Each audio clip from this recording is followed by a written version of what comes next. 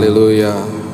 Tuhan, hanya di dalam Tuhan ada kepuasan dalam hidup kami. Itu sebabnya hari lepas hari Tuhan, hidup kami, pikiran dan hati kami kuasai dengan firman-Mu. Itu sebabnya setiap hari Roh Kudus yang ada di dalam kami, Engkau yang menuntun kami, menuntun langkah hidup kami.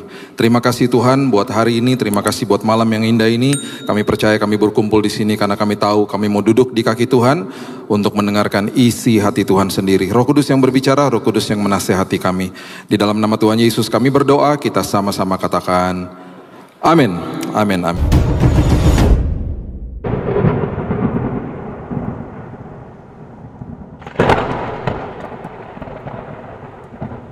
Amin, silakan duduk. Shalom. Oke. Kita buka sama-sama di Yohanes pasal yang ke-20 ayat 29. Yohanes 20 ayat 29.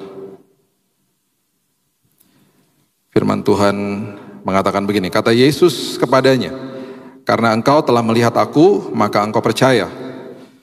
Berbahagialah mereka yang tidak melihat namun percaya." Saya udah pernah bahas ayat ini, dan ini adalah sebuah ayat dasar daripada sebuah komitmen yang patut kita lakukan hari lepas hari.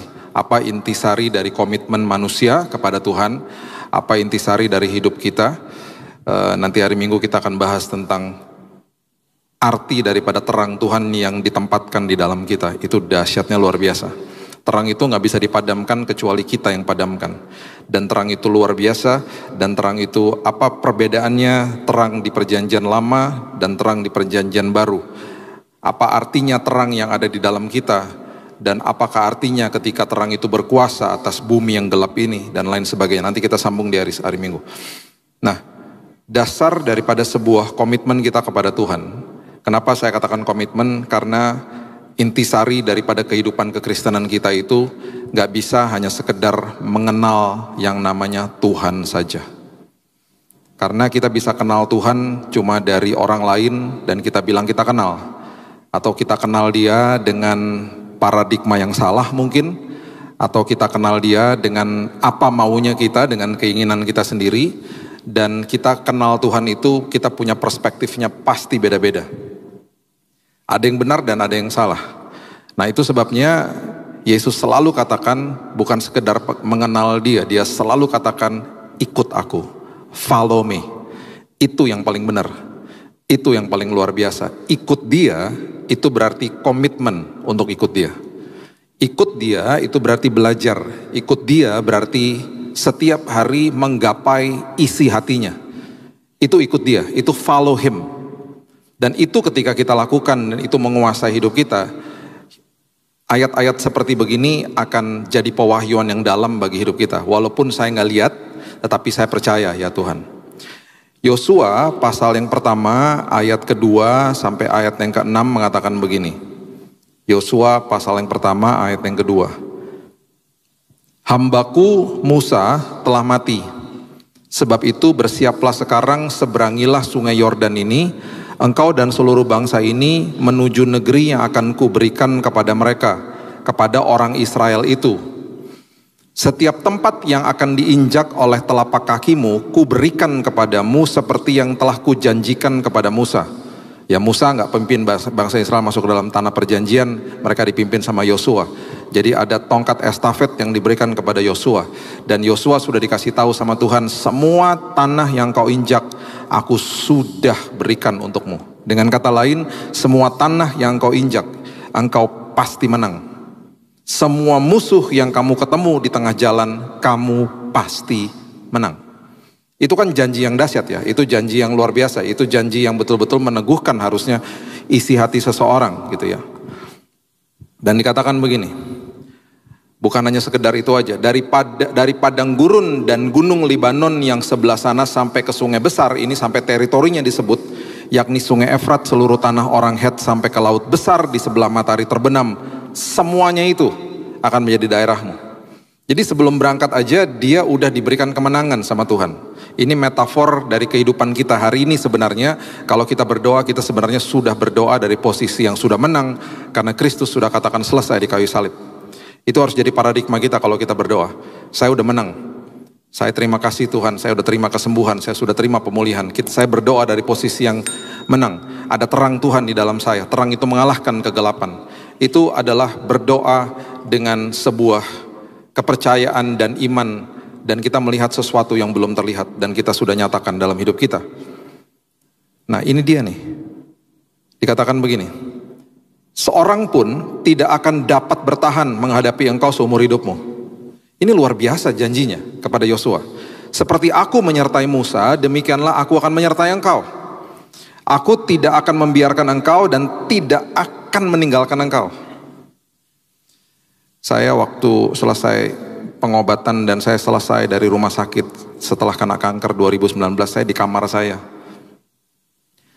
Dan itu kata-kata itu sampai hari ini membekas di hati saya, dan saya nggak pernah mau lupa kata-kata itu. Seringkali Tuhan berbicara di dalam kondisi atau suasana yang agak-agak aneh kalau dalam hidup saya. Seringkali mungkin di kamar mandi, lagi mandi. Ini lagi duduk, lagi jongkok, lagi masukin baju ke lemari. Saya di rumah itu, kalau ada keranjang dari mbak di rumah yang baju-baju bersih gitu ya, saya sama istri saya, pasti duluan saya yang bersihin. Pasti dia kalah deh, pasti lebih sering saya deh yang bersihin baju. Masukin baju ke lemari dia, ke lemari anak saya duluan biasanya. Karena saya lebih cepat dalam hal kayak begitu. Saya nggak suka berantakan soalnya. Jadi saya lagi masukin baju nih ke lemari saya. Kata-katanya singkat sederhana, 2019 bulan Mei. Di kamar saya, lagi jongkok, lagi masukin baju ke lemari. Aku akan selalu menyertaimu. Itu nangis saya di kamar. Dan kalimat itu saya pegang sampai hari ini. Tuhan, terima kasih ya Tuhan. Aku selalu akan menyertaimu. Itu kalimat yang luar biasa. Itu kalimat yang dahsyatnya luar biasa. Padahal saya juga baru ngalamin penyertaan Tuhan yang dahsyat kok di rumah sakit. Tapi kayaknya dikasih tahu lagi sama dia bahwa aku tuh gak pernah tinggalin kamu. Itu kalimat yang sederhana sekali. Tapi itu membekas di hidup saya.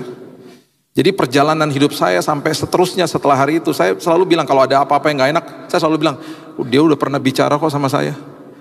Aku menyertaimu, itu bagi saya udah cukup gitu loh.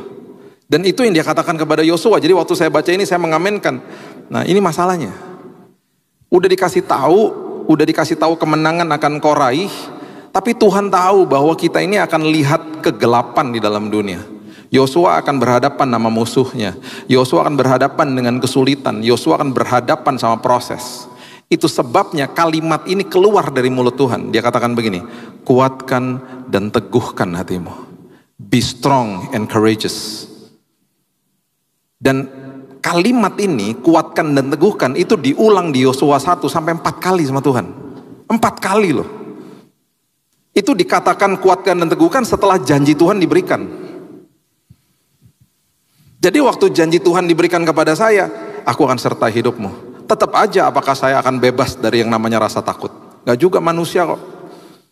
Ngelihat sesuatu yang gak enak dalam hidup ini, pasti timbul rasa takut. Dan itu yang saya selalu katakan, takut normal, ketakutan gak boleh orang Kristen. Jangan hidup di dalam ketakutan. Reaksi pertama, takut. Responnya gak boleh ketakutan.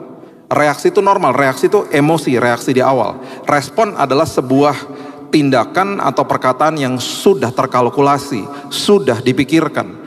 Jadi responnya setelah itu jangan sampai hidup di dalam ketakutan. Responnya adalah setelah itu mengaminkan janji Tuhan. Jadi reaksi takut itu normal. Jangan sampai responnya ketakutan, gitu loh. Kuatkan dan teguhkan hatimu, sebab engkaulah yang akan memimpin bangsa ini, memiliki negeri yang kujanjikan dengan bersumpah kepada nenek moyang mereka untuk diberikan kepada mereka. 4 kali loh. Karena dia tahu, walaupun sudah ada janji Tuhan, kita akan tetap berhadapan sama masalah, dan orientasi mata jasmani kita itu selalu mempengaruhi kita. Apa yang kita lihat, kegelapan yang kita lihat, yang kita serap, itu selalu mempengaruhi kita. Itu sebabnya mata dan telinga adalah pintu gerbang hati. Pintu gerbang hati kalau nggak dijaga, rusak dalamnya. Nanti kita dalami hari Minggu. Ya. Ada seorang swimmer, open water swimmer. Jadi perenang di perairan yang terbuka lah, ya, bukan di kolam renang. Ini bukan perenang Olimpik, bukan.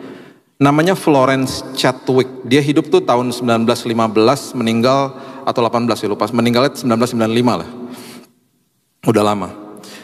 Satu hari dia berusaha untuk menyeberangi sebuah open water gitu ya, laut, dari sebuah pulau namanya Catalina. Saya pernah lihat tuh pulau Catalina ke pantainya California.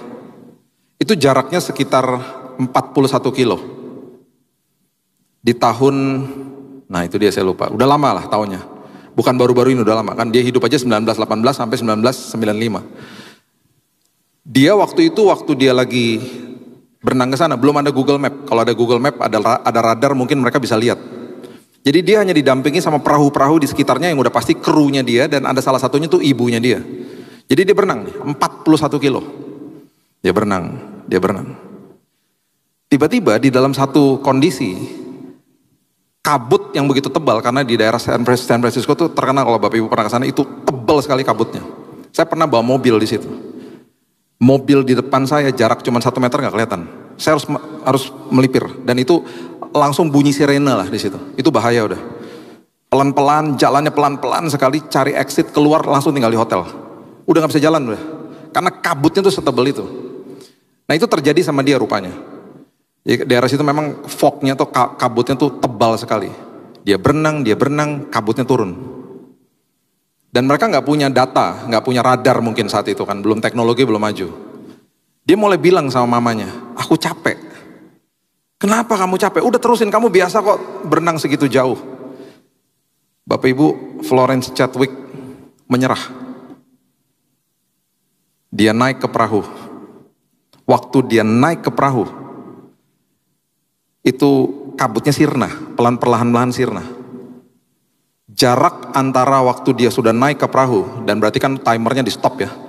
Kan itu kan mau didatain resmi. Itu jaraknya hanya 1,6 kilo. Dia nangis, dia nyesel. Karena yang dia lihat kabutnya. Dia nggak tahu jaraknya segitu dekat lagi ternyata. Nah sering kali di dalam hidup kita, itu yang mengelabui hidup kita, karena kita dibohongin sama iblis apa yang kita lihat dengan mata jasmani. Itu sebabnya Tuhan kasih tahu peristiwa itu kepada Yosua, kuatkan dan teguhkan hatimu.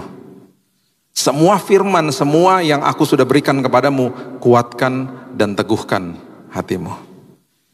Coba sekarang kita buka Markus pasal yang ketiga, ayat yang ke-7 sampai ayat yang ke-12. Markus pasal yang ketiga, ayat 7 sampai ayat yang ke-12. Firman Tuhan bilang begini. Kemudian Yesus dengan murid-muridnya menyingkir ke danau, dan banyak orang dari Galilea mengikutinya, juga dari Yudea, dari Yerusalem, dari Idumea, dari seberang Yordan, dari daerah Tirus, Sidon, datang banyak orang-orang kepadanya. Ini daerah utara, ya Bapak Ibu kalau pernah ke sana, ini daerah utara, Sidon semua utara. Sesudah mereka mendengar segala yang dilakukannya loh. Ini yang saya bilang, banyak orang mengenal Yesus dengan berdasarkan apa yang dilakukannya pada saat itu. Apa yang dilakukan? Mujizat lah. Mujizat. Kita mungkin kenal dia dari orang lain, ada orang yang ngasih tahu kita, atau kita dengar, atau kita kenal Tuhan Yesus itu dari khotbah-khotbah saja. Kita nggak pernah tekuni baca Alkitab, cuman dari katanya-katanya dari atas mimbar. Kita cuman menyerapnya itu aja mungkin. Kemudian ia menyuruh murid-muridnya, ayat 9, menyediakan sebuah perahu baginya karena orang banyak itu, supaya mereka jangan sampai menghimpitnya. Jadi biasanya kalau orang udah banyak saat itu, dia biasanya naik ke perahu, dan seringkali dia justru berkhotbah dari atas perahu supaya nggak terlalu desak-desakan bagi dia dan murid-muridnya. Sebab ia menyembuhkan banyak orang sehingga semua penderita penyakit berdesak-desakan kepadanya hendak menjamahnya. Saya kalau berdoa bagi orang sakit, saya nggak pernah langsung berbicara sama dia tentang kesembuhannya. Saya selalu bicara sama siapapun yang saya doakan. Ayo kita berubah ya. Bapak Ibu, kalau ada kepahitan, kalau ada kebutuhan yang belum beres, beresin dulu. Jangan kejar-kejar kesembuhannya. Kejar kebutuhanmu. Keinginanmu mau sembuh. Tetapi kebutuhan yang paling penting adalah bereskan hatimu dulu. Karena kesembuhan Tuhan tinggal balik tangan. Sembuh. Tetapi yang namanya perubahan karakter memerlukan respon dari kita. Jadi ini orang-orang, mereka hanya mengenal Tuhan dari mujizatnya. Itu sebabnya mereka berdesak-desakan, mereka semuanya pengen jamah dia doang kok. Pengen sembuh aja. Mereka gak peduli dan mereka gak pernah tahu dia datang untuk apa. Mereka gak tahu kenapa Yesus ada. Mereka gak tahu alasannya kenapa dia akan mati di kayu salib. Oh, mereka gak peduli sama gitu-gituannya. Mereka cuma mau sembuh aja. Itu kategori orang yang hanya kenal sama Tuhan. Makanya Yesus selalu bilang apa? Follow me, ikut aku. Nah ini terbukti di ayat 11 dan 12. Saya jelasin, 11 12 tuh ngomong begini. Bila mana roh-roh jahat melihat dia, mereka jatuh tersungkur di hadapannya dan berteriak, engkaulah anak Allah. Nih, ini contoh ya. Ini Markus lagi mendokumentasikan kalau ada orang yang didoakan dan roh jahatnya itu termanifestasi atau keluar dari dia, biasanya roh jahatnya itu berteriak, engkau anak Allah atau Mesias gitu loh. Nah, Yesus bilang begini di ayat yang ke-12 dengan keras, melarang mereka memberitahukan siapa dia. Kalau kita baca mungkin aneh, kok kan harusnya kasih tahu lah bahwa engkau adalah anak Allah. Konteksnya bukan itu. Betul, dia mau supaya mereka itu ngerti bahwa dia itu anak Allah. Dia adalah Mesias yang hadir. Yang dia tidak mau membuat kericuhan pada saat itu adalah karena narasi yang dipercaya orang-orang saat itu, dia adalah Mesias yang hadir dan dia akan membebaskan orang-orang Yahudi yang tertindas secara politik oleh kerajaan Romawi. Makanya waktu dia masuk ke Yerusalem sebelum dia disalib, ketika orang teriakan Hosana Hosana, itu artinya save us, selamatkan kami. Mereka berpikir bahwa dia bukan selamatkan mereka dari kebutuhan mereka yang paling penting, yaitu jiwa mereka terlepas dari belenggu dosa dan menikmati kehidupan kekal bersama dia. Bukan itu. Makanya ketika mereka tahu bahwa dia bukan Mesias yang menyelamatkan mereka dari kondisi politik mereka yang dijajah pada saat itu, mereka marah. Ini kan menggambarkan orang-orang yang mau kenal Tuhan dengan keinginannya aja. Ini menggambarkan orang Kristen hari ini pun walaupun predikatnya Kristen, dia mau kenal Tuhan dengan keinginannya aja. Makanya banyak orang kecewa sama Tuhan. Kenapa? Karena mereka, bagi saya nih, orang-orang kayak begitu, mereka bukan pengikut Kristus. They're not the follower of Christ. Ujung-ujungnya apa? Murtad lah. Karena bagi mereka, orang-orang seperti ini sampai hari ini juga masih ada. Itu adalah orang-orang yang menginginkan Tuhan untuk menjawab keinginan mereka, bukan kebutuhan mereka. Makanya dia bilang begini. Paling tidak sekarang Bapak Ibu mengerti lah kalau baca ayat ini. Ketika dia bilang jangan kasih tahu siapa-siapa. Karena konteksnya begitu. Mereka mengertinya tuh dia adalah pembebas mereka dari penjajahan Romawi gitu loh. Mereka nggak peduli dia datang buat siapa, alasan dia mati kayu salib nantinya, dia nggak peduli. Mereka nggak nangkep itunya gitu loh. Nah itu sebabnya ya, sebelum saya kasih tahu tentang arti daripada komitmen, kita nih punya pertanyaan loh dalam hidup kita. Dan kalau kita tidak ikut Yesus, kalau kita hanya sekedar kenal, kita nggak akan ngerti 5 pertanyaan ini. Ada 5 pertanyaan yang tanpa kita sadari, kita tanya sama diri kita sendiri. Tanpa kita sadari loh. Oke lah, mungkin ada yang sadar, tapi kebanyakan pasti nggak sadar. Dan itu sebabnya banyak orang akhirnya mencari kebenaran di mana-mana. Pragmatisme, hedonisme, relativisme, pluralisme. Dicari-cari, itu adalah isme-isme kayak begitu-begitu sekarang. Karena nggak ngerti kebenaran yang hakiki, kebenaran yang betul-betul sempurna, kebenaran yang sesungguhnya. Jadi yang mereka cari adalah akhirnya kehidupan ini mau ngapain? Nah 5 pertanyaan tuh dasarnya gini. Siapa sih saya? Apa sih identitas saya? Banyak orang gak ngerti itu, mereka pikir identitasnya berdasarkan harta, jabatan, status, ketenaran, dan uang. Kalau saya punya itu, kalau saya memiliki jabatan ini, kalau saya tenar, kalau saya ini, itu identitas saya. Bukan. Dia nggak ngerti bahwa dia itu segambar dan serupa seperti itu. Itu dasarnya dia nggak ngerti. Kalau saya segambar dan serupa, berarti apa yang Kristus lakukan, aku sanggup melakukan dengan kekuatan dia di dalamku. Itu dasar loh, dasar identitas. Orang yang ngerti identitas dalam Tuhan, dia nggak akan gengsi hidupnya.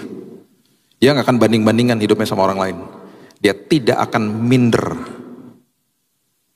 Kenapa saya katakan minder? Karena banyak orang memberitahu siapa diri kita. Saya mau beritahu ini kepada kita semuanya. Itu hanya opini mereka, itu bukan identitas kita. Identitas kita yang sebenarnya adalah yang apa Alkitab katakan tentang kita.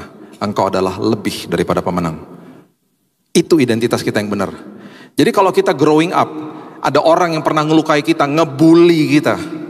Mungkin orang tua kita yang bilangin kita bego, kita nggak layak lah, kita orangnya lambat lah, lemot lah, apalah itu misalnya. Keluarga kita lah misalnya, itu hanya opini. Ampuni mereka. Mungkin kita terluka, betul. Mungkin sampai kita kepahitan karena verbal abuse. Ya udahlah, itu hanya opini. Kita harus tahu hari ini itu hanya opini. Identitas saya bukan itu. Identitas saya adalah Imam Matrajani. Saya adalah orang yang lebih daripada pemenang. Saya sudah dibenarkan di dalam Kristus Yesus. Siapa saya? Itu pertanyaan yang harus dijawab loh. Kalau enggak kita bablas akhirnya. Pertanyaan kedua, dari mana saya? Saya ini berasal dari mana ya? Dari kandungan ibu saya dari kota Surabaya. Saya berasal dari keluarga ini, itu dan lain. Oke, itu secara fisikal, secara lahiriah. Lebih daripada itu Tuhan bilang apa? Engkau bukan berasal dari bumi. Itu sebabnya dunia akan membencimu. Kita harus paham bahwa saya ini dikirim, ditugaskan dari kerajaan surga. Makanya firman Tuhan bilang, kalau you are the ambassador, kamu adalah perwakilan, kamu adalah ambasador, duta besar kerajaan surga yang dikirim, dan kamu ada masa tugasnya di dalam bumi ini. Jangan banding-bandingkan. Kamu mungkin merasa bahwa, aduh, aku harusnya lahir di keluarga itu aja. Kok lebih asik ya keluarga yang itu? Nggak gitu. Semua kita punya tugasnya, punya sesuatu panggilan dalam hidup itu. Jadi Tuhan nggak asal aja taruh kita di keluarga ini dan lain sebagainya. Tapi Tuhan, keluarganya tuh nggak bener loh Tuhan. Tuhan nggak pernah salah, yang salah manusianya. Dan itu sebabnya tetaplah berkilau dimanapun Tuhan tempatkan kita. Kalau kita ngerti identitas, kita ngerti saya ini datang dari mana. Tuhan hanya pakai orang tua saya untuk menjadi alat melahirkan saya ke dalam bumi ini. Tapi saya bukan berasal dari bumi ini, saya dari kerajaan sorga. Pertanyaan ketiga, kenapa saya ada di sini? Kita kalau nggak bisa jawab itu, kita hanya orang cuman nge-flow aja, melakukan rutinitas setiap hari, stres akhirnya. Itu yang saya bilang, orang akhirnya masuk ke dalam pekerjaan di hari Senin, mereka katakan, I hate Monday. Karena nggak ngerti fungsinya. Kenapa saya ada di sini? Oh, kita bisa bongkar Kejadian 2 ayat 5 misalnya. Itu adalah ayat pertama kali yang dikasih tahu sama manusia bahwa manusia itu tidak pernah dikasih organisasi gereja. Yang dikasih adalah lapangan pekerjaan, marketplace. Belum ada semak, belum ada tumbuhan, karena belum ada hujan. Kenapa? Karena belum ada orang yang mengelolanya. Dikasih tempat pekerjaan. Berarti semua yang kita sedang lakukan hari ini nggak kebetulan. Tuhan tempatkan kita di situ di musim ini. Dan nanti ada musim yang baru lagi. Tuhan lagi bawa ke dalam sebuah perjalanan yang indah. Itu harus dijawab pertanyaan itu. Mengapa saya ada di sini? Kemudian pertanyaan yang berikutnya yang keempat. Saya bisa apa? Itu juga harus dijawab. Kita diberikan talenta, kreativitas, kepribadian, ya, dan karunia yang berbeda-beda.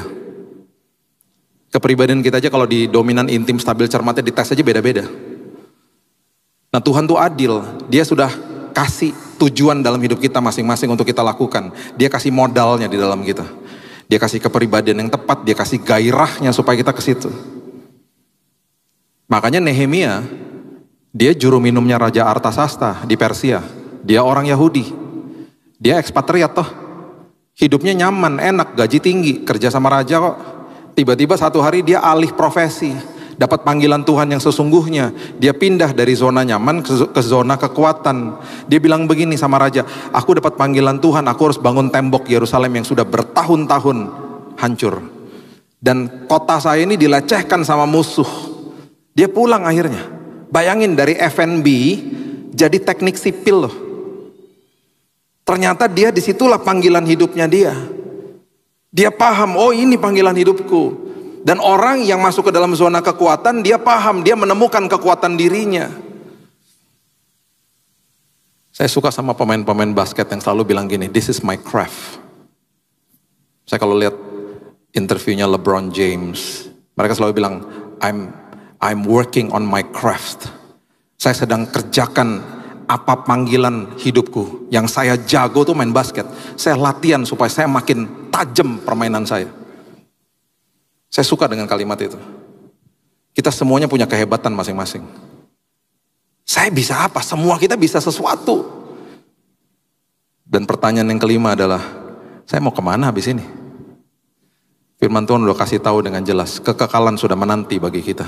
Kita di sini hanya ditugaskan dalam masa tugas yang Mazmur 90 katakan 70 kalau kuat 80 tahun. Bahkan kadang-kadang ada yang sebelum itu tugasnya sudah selesai. Ini 5 pertanyaan yang patut kita jawab dan patut kita mengerti tentang diri kita sendiri.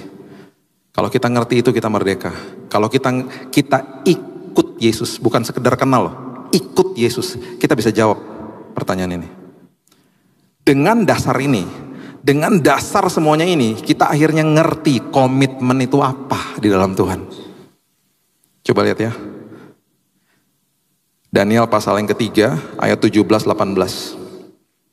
Kalau kita ngerti yang tadi saya beberkan dari awal, kita akan ngerti komitmen ikut Tuhan, komitmen jadi murid Tuhan, komitmen untuk ikut follow Him dan mengenal isi hati Dia, itu apa? Ini Hanaya, Misael, dan Azaria, atau yang kita kenal dengan Sadrak, Mesak, dan Abednego, diperhadapkan dengan tungku api yang didirikan sama Raja Nebukadnezar, sebuah patung yang sangat besar, dan mereka semua harus menyembah. Kalau enggak dibuang ke tungku api. Perhatikan kalimat-kalimat ini, kalimat pengenalan sama Tuhan dan kalimat orang yang ikut Tuhan, itu beda. Dan itu dalam dan itu luar biasa. Mereka bilang begini, ayat 17, jika Allah kami yang kami puja sanggup melepaskan kami, maka Ia akan melepaskan kami dari perapian yang menyala-nyala itu dan dari dalam tanganmu ya Raja. Oh, Allahnya sanggup gak? Sanggup. Itu pengenalan. Allah kami sanggup kok. Allah kami sanggup. Sama seperti orang yang berduyun-duyun datang kepada Yesus ingin menjamah jubahnya. Oh, Dia bisa menyembuhkan, Dia pembawa mujizat. Betul, itu pengenalan. Nah ini dia. Kalau orang hanya sekedar mengenal, gak mungkin ngomong ayat berikut ini. Kalau dia hanya sekedar mengenal aja, dia akan ngomongnya beda pasti. Tapi orang yang mengenal dan menjadi pengikut Tuhan, ngomongnya begini, tetapi seandainya tidak. Tetapi seandainya dia tidak lakukan itu, maksudnya dia tidak tolong saya, melepaskan saya dari tungku api. Walaupun hari ini saya nggak disembuhin Tuhan, walaupun itu terjadi hari ini, walaupun saya ingin sembuh hari ini, misalnya. Hendaklah Tuanku mengetahui ya Raja, bahwa kami tidak akan memuja dewa Tuanku, dan kami tidak akan menyembah patung emas yang Tuanku dirikan itu. Itu adalah kalimat orang yang mengikut Tuhan. Bukan sekedar kenal Tuhan. Orang yang menjadi pengikut Kristus adalah orang yang komitmennya tidak memberikan standar atau kondisi kepada Tuhan. Sama seperti mereka. Gak ada kondisinya. Apapun yang terjadi, aku tetap taat. Apapun yang terjadi, aku tetap komit. Karena dia udah bisa menjawab 5 pertanyaan yang tadi saya katakan. Saya tahu siapa saya.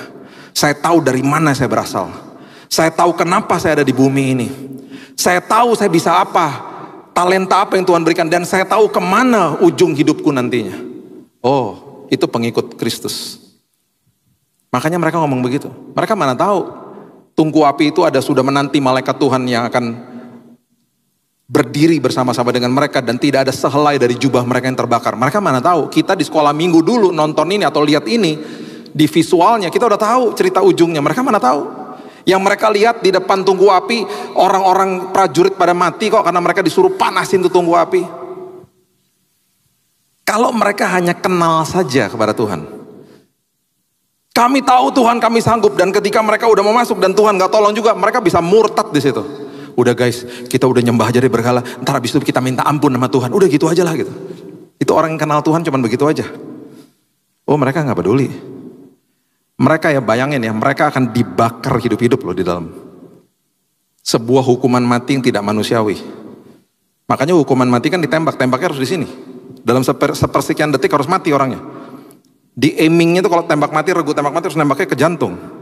Di Amerika lebih manusiawi lagi, itu dikasih lethal injection. Kayak orang dibius aja terus hilang. Ini nggak manusiawi, bakar hidup-hidup. Pengikut Kristus akan selalu katakan apapun yang terjadi, Tuhan itu baik. Saya punya teman, selesai siap-siap buat pelayanan di hari Sabtu. Dia anak seorang hamba Tuhan. Dia dengan istrinya pulang ke rumah dengan anak yang masih kecil.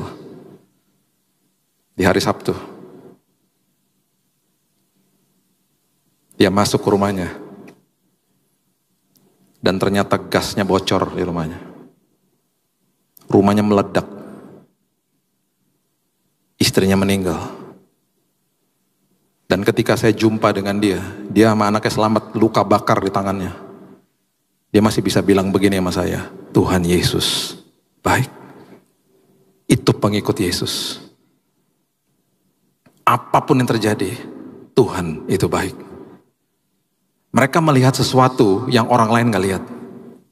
Mereka lihat kekekalan, mereka lihat sesuatu yang orang lain tidak lihat. Itu pengikut Yesus. Saya punya teman telepon saya, istrinya baru dipanggil pulang sama Tuhan. Mereka masih 35 dan 34 tahun, anaknya masih 2 tahun. Anaknya masih 1 tahun, mereka baru menikah 2 tahun. Di jam 5:30 pagi, suaminya telepon saya. Kak, istriku udah dipanggil pulang barusan. Mereka udah kayak adik-adik saya. Kalimat berikutnya, Tuhan Yesus itu baik kak. Sambil nangis dia. Itu pengikut Kristus. Coba tanya sama diri kita hari ini. Saya hanya kenal Tuhan, atau saya betul-betul pengikut Yesus? Kalau saya pengikut Yesus, apapun yang dilontarkan sama saya, seperti Sadrak, Mesak, dan Abednego, kami tahu Tuhan kami sanggup. Kami tahu kok kami kenal sama dia. Tapi seandainya dia tidak lakukan itu, kamu harus tahu bahwa saya adalah pengikut Kristus. Saya pengikut Tuhan. Saya tidak akan nyembah dewa yang kau dirikan. Jeblosin aja ke tungku api. Mereka berdiri di situ. Dan Tuhan berdiri bersama-sama dengan mereka. Pengikut Tuhan tidak akan pernah ditinggalkan sama Tuhan. Tidak ada sehelai dari jubah mereka yang terbakar. Dan orang yang mengerti komitmen adalah orang yang selalu jaga kasih mula-mula. Wahyu pasal yang kedua, ayatnya yang keempat dan kelima. Wahyu pasal yang kedua, ayat 4-5. Ini teguran kepada jemaat di Efesus. Sekarang bulan apa? Oktober ya. Bulan depan kami akan pergi ke Turki dan ke Israel. Doakan semoga semuanya aman-aman saja. Pesertanya makin sedikit karena banyak yang takut berangkat. Tapi nggak apa-apa, tetap berangkat. Karena di Turki kita akan mengunjungi 7 gereja. Salah satunya Efesus, yang sudah jadi puing-puing pastinya. Ini teguran daripada Tuhan. Dikatakan begini, namun demikian aku mencela engkau, karena engkau telah meninggalkan kasihmu yang semula. Sebab itu ingatlah betapa dalamnya engkau telah jatuh. Bertobatlah dan lakukan lagi apa yang semula engkau lakukan. Jika tidak demikian, aku akan datang kepadamu, aku akan mengambil kaki Dian dari tempatnya jika engkau tidak bertobat. Maksudnya, kemuliaan Tuhan akan hilang. Nanti hari Minggu kita bahas, terang Tuhan akan padam kalau kita kehilangan kasih mula-mula. Kasih mula-mula itu luar biasa. Kasih mula-mula itu di dalamnya tuh ada prioritas, intensitas, dan kualitas. Prioritas, intensitas, dan kualitas. Itu ada di dalam kandungan kasih mula-mula. Makanya dulu waktu pacar saya yang sekarang jadi istri saya bilang, kamu kan sibuk, kok bisa kesini terus? Prioritas. Kok bisa terus-terusan? Intensitas. Dan kalau ketemu sama pacar, kalau misalnya kasih mula-mula, HP pasti ditaruh, dua-duanya pasti begini, saling memandang. Makanya Bapak Ibu kalau di food court, lihat ada pasangan yang dua-duanya main HP, itu udah 15 tahun kawin. Yang saling memandang kayak begini, HP-nya ditaruh, itu masih lagi pacaran. Itu kasih mula-mula. Yang udah 15 tahun kawin gak peduli, gak ngobrol. Ditanya nama istri, mau makan apa? Terserah, main HP. Kasih mula-mulanya hilang. Saya masuk ke Grab satu hari, ada kalung salib. Saya shalom dong sama bapaknya, sama supirnya. Shalom pak, shalom pak, katanya. Terus ngobrol-ngobrol, gereja mana Pak? Gini ngobrol-ngobrol. Tiba-tiba dia angkat telepon. Telepon diangkat, galak banget. Iya, ini lagi sama penumpang. Udah kamu jangan bawel, telepon-telepon terus. Udah ntar aja teleponnya, ditaruh teleponnya. Siapa sih Pak? Itu istri saya katanya. Ih, ngeri banget sih Pak, kok ngomongnya kayak gitu. Iya tuh Pak, bawel, sering-sering telepon, ngecek-ngecek melulu gitu. Terus saya tanya gini, Mas, waktu lagi dulu pacaran ngomong kayak gitu. Ya enggak lah Pak, kalau enggak mana bisa dapetin dia. Selalu kalau lagi pacaran indah-indahnya. Makanya orang yang jaga kasih mula-mula ya, adalah orang yang konsisten. Prioritas ditambah intensitas, ditambah kualitas sama dengan konsisten. Jaga kasih mula-mulamu. Apakah kamu masih bicara sama istrimu seperti dulu? Apakah saya masih telepon-teleponan sama istri saya seperti dulu? Jelas. Apakah masih bilang I love you dan masih peluk dia seperti dulu? Oh jelas. Saya bilang sama dia, kita harus jaga kasih mula-mula supaya jadi berkat bagi anak-anak. Apakah masih bukain pintu seperti pacaran dulu kalau masuk mobil? Oh jelas. Sampai kadang-kadang telepon dia udah bingung mau ngomong apa karena semua udah diomongin. Halo, terus diem-dieman. Halo, kamu lagi ngapain? Ya di rumah lah. Udah itu diem, bingung mau ngomong apa. Ya udah bye gitu, that's it. Yang penting dengar suaranya aja. Tadi sebelum saya kesini, sebelum dijemput saya telepon dia. Kasih mula-mula tuh dahsyat makanya. Makanya orang yang jaga kasih mula-mula itu adalah orang yang ngerti tentang komitmen. Dan jangan kaget, komitmen kita pasti diuji. Gak mungkin enggak. Tadi saya duduk dengan seorang yang sudah tua di samping saya di pesawat. Pesawat saya di cancel 2 kali. Saya baru sadar, saya kalau terbang ke Surabaya itu selalu dari Halim. Halim itu dekat rumah saya. Saya nggak sadar, saya lupa lah. Bahwa sebentar lagi ini tanggal 5. Tanggal 5 tuh hari ABRI. Kalau mau dekat-dekat hari ABRI, mereka latihan. Dan biasanya banyak pesawat flight yang di cancel, di delay dan lain sebagainya.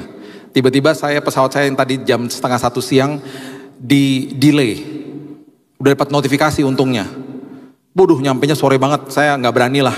Saya ganti yang ke pagi. Tiba-tiba yang pagi di reschedule juga. Akhirnya saya bilang, udahlah saya refund aja semuanya. Saya pergi dari Soekarno-Hatta. Rupanya Tuhan mau saya duduk dengan seorang yang sudah tua di samping saya.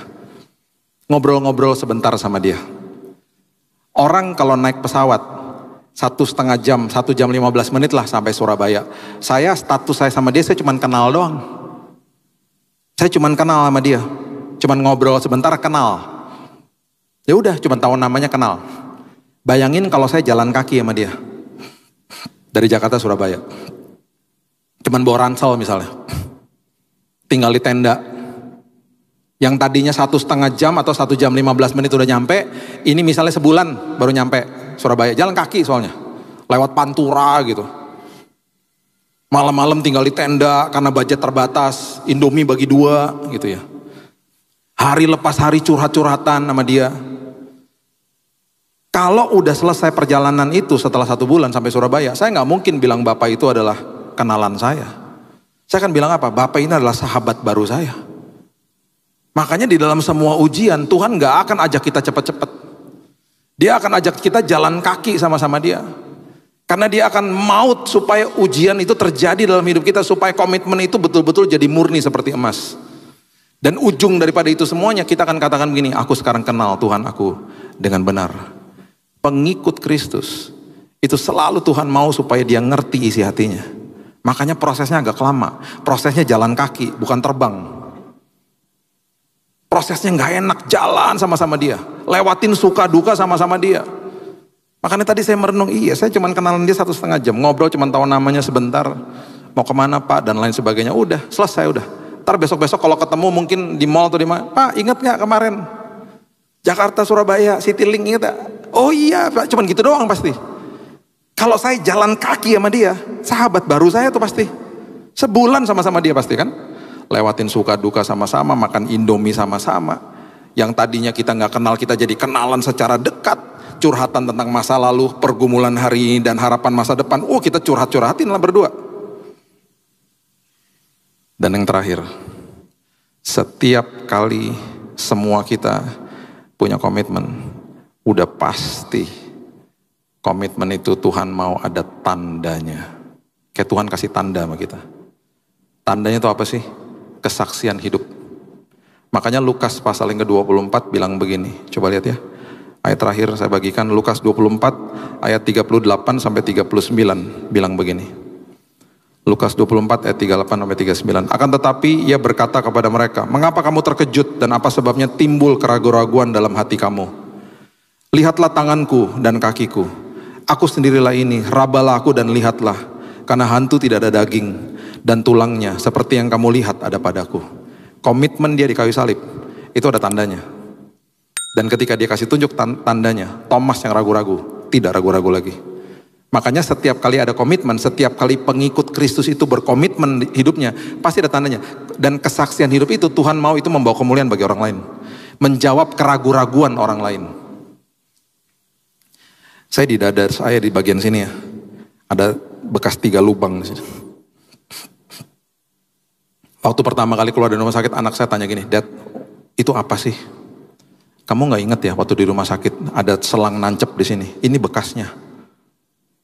Dan saya bilang sama Tuhan, Tuhan jangan sampai hilang bekasnya.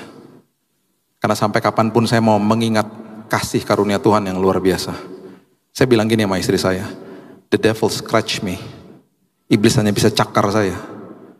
Dan Tuhan yang menyelamatkan saya. Ada bekas 3 selang nancep di sini.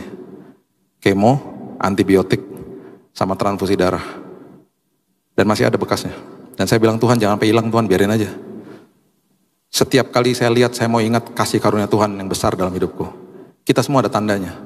Mungkin bukan secara fisik, tetapi secara kesaksian hidup. Karena Tuhan mau mempertontonkan anak-anaknya. Dan dia mau melepaskan tangan kita dari tangan yang salah yang memegang kita. Saya tutup dengan ini. Seorang balita, dia akan pegang tangannya sendiri. Bayi biasanya kan pegang tangannya sendiri ya. Seorang bayi. Balita mulai pegang mainan. Remaja pegang HP. Udah youth, pegang tangan pacar. Masuk eksekutif, pegang tangga karir. Jadi suami, pegang tangan istri. Jadi ayah, pegang tangan anak. Itu hidup. Habis itu apa? Pensiun, pegang stick golf. Atau enggak bercocok tanam. Kemudian jadi tua, pegang tongkat. Tuhan bilang begini, saya kasih ayat terakhir ini. Ini ayat luar biasa. Yeremia 15 ayat 21. Yeremia 15 ayat 21. Aku akan melepaskan engkau dari tangan orang-orang jahat dan membebaskan engkau dari genggaman orang-orang lalim. Dengan kata lain Tuhan lagi bilang gini, genggam tanganku, jalan sama aku, ikut aku. Jangan genggam yang lain, genggam aku. Jadilah pengikutku. Kehidupanmu pasti luar biasa. Saya percaya firman Tuhan malam hari ini membebaskan hidup Bapak Ibu sekalian dan juga saya. Dan setiap kali saya berbicara saya selalu dikuatkan sama firman. Karena firman Tuhan itu hidup. Firman Tuhan itu dahsyat. Dan itu sebabnya hari lepas hari jangan sekedar hanya kenal Tuhan. Jadilah pengikut Kristus. Kenali hatinya. Dan hidup kita pasti merdeka. Berikan tepuk tangan kita untuk Tuhan kita. Bapak yang baik, terima kasih Tuhan buat malam yang indah ini. Aku percaya bahwa hari ini Tuhan kami dimerdekakan. Kami mengerti kebenaran Tuhan. Bahwa hidup kami bukan sekedar hanya mengenal saja. Bahkan sangat rugi kalau kami hanya mengenal Tuhan itu hanya membawa mujizat, berkat-berkat saja. Lebih daripada itu Tuhan, kami mau menjadi pengikut Kristus. Betul-betul mengenal isi hati Tuhan dengan sangat dalam. Mengerti bahwa Tuhan itu menjawab kebutuhan, bukan sekedar keinginan. Mengerti komitmen yang sebenarnya itu apa Tuhan. Mengerti tentang kasih mula-mula, tentang diuji, tentang tanda itu Tuhan, ketika kami berkomitmen. Dan kami percaya hari ini Tuhan, dan sampai selama-lamanya, sebagai pengikut Kristus, hidup kami dipuaskan.